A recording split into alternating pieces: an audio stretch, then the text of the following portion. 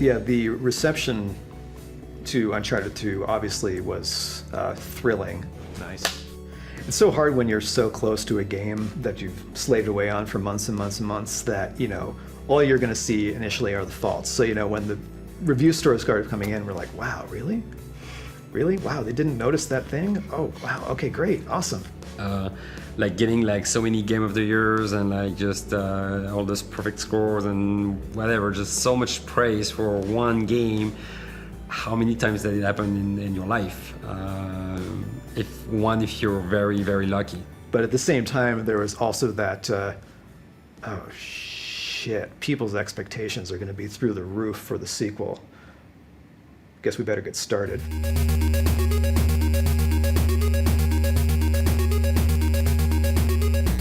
Okay, so we just wanted to go through everything now that we have everybody here and just sort of see where everything stands, because we had the marketing meeting last week. Everybody loves the direction of the trailer. Nobody had any real changes except for, you know, just make it look pretty and get it finished. So at this point, we're just going to try to start nailing down some of the details. We feel like people are interested in what we're going to do next. And so we wanted to make a piece that sort of suggested, like, this is where the game is going.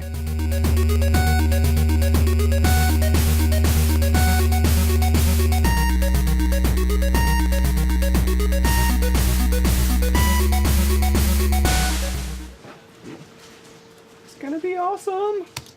Obviously, the teaser is kind of a big deal, so a lot of my energy is going into that. But yeah, it's a little terrifying, to be honest. There's a lot more pressure now on us than I think there ever has been.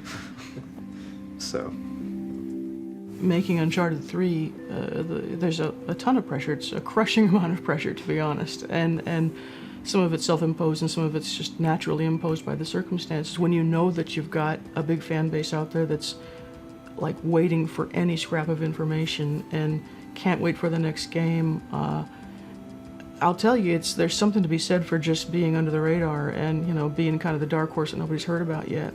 We want to meet and beat people's expectations, but I mean, frankly, we're just putting a lot of our own pressure on ourselves to do a better game than we did last time. We're never satisfied anyway, so it's like, yeah, pressure from the outside compared to what we have inside. Piece of cake. It's nothing.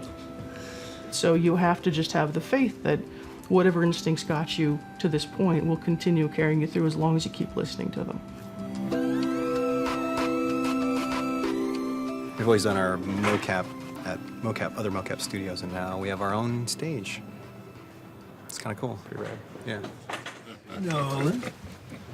Have you guys seen this already? We showed this to you yesterday. Yeah, but the Caesar, yeah. Okay. It means 14 be careful what you wish for. It might just get you. What the hell does it mean? Just watching some YouTube stuff. Action. Uh-huh. Well, that's all real pretty, but what the hell does it mean in English? It means be careful what you wish for. It might just get you. Did you know how popular it was going to be when you stepped onto the project? I had no idea what it was. I remember just going to the audition. I was just in one of those great moods, and here I am sliding over the thing and jumping, knocking over chairs, and I didn't care. I didn't know what it was. It's a TV show. I thought it was a voiceover job. I didn't really know, but I was in a good mood. And then they hired me. I'm like, oh, great, whatever. And then we get into it, and you realize what it is, and you start going.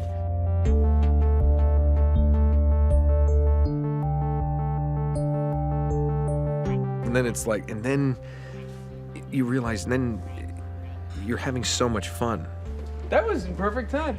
And I was given so much freedom. It was one of the first times in my career that I was given the freedom to really contribute and help create this character from my own personality. We're all kids in the sandbox, having a good time, playing. Yeah. And that's why, you know, the old name of, the old title of actors was players. And that's what we're supposed to do. We're supposed to play like this is real.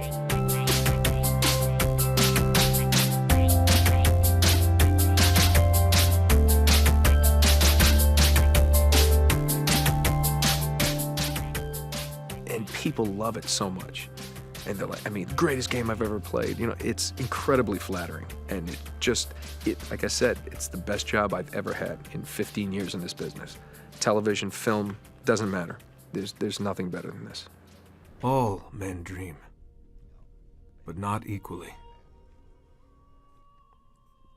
Anything different in tone, though? Was that getting a little crusty, It's a crusty? little too dreamy, I think. All men dream. Yeah, well, yeah, be But not careful. equally. Careful about don't get too crusty, because this is the first time Drake's voice is going to be heard in this trailer that's going out at the Spike VGAs, Okay. basically. So you want to make sure it's all recognizable.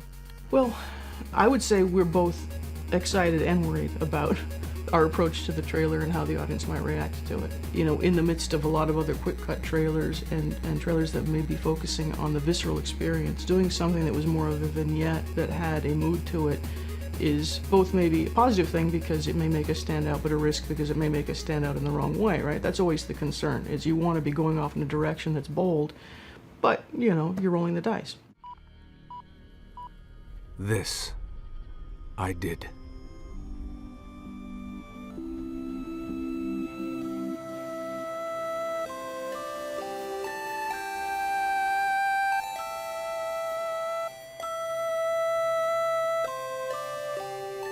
It's interesting because it's so yeah, Uncharted 2, big success, awesome. But we never made Uncharted 2 just for that. That was not what's driving us. Just I really hope like the fact we got so much success it didn't change us, and we're still true to ourselves. I want to just keep making games with passion and just coming to work every day and just make the game that we want to play, and that's pretty much it.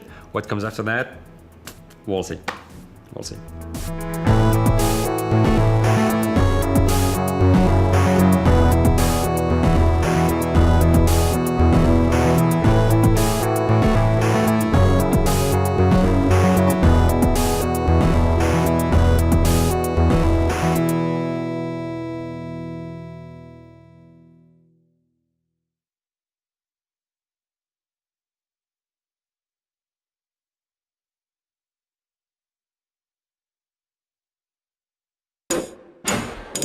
PlayStation